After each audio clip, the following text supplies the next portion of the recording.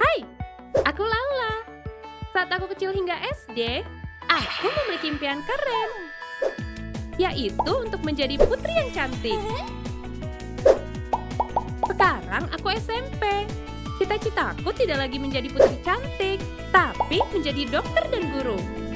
Oh, aku punya impian lain ternyata, yaitu bertemu pangeran tampan. Sekarang, aku punya dua impian. Lalu, aku tiba di persimpangan.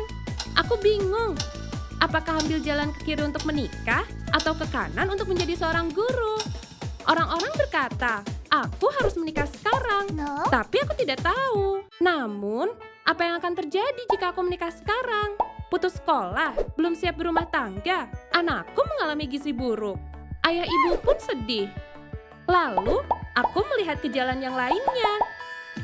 Aku melihat betapa senangnya untuk melanjutkan pendidikan ke jenjang lebih tinggi, lulus kuliah, menjadi seorang guru. Aku pun memilih jalan yang kanan untuk melanjutkan sekolah dan menggapai cita-citaku.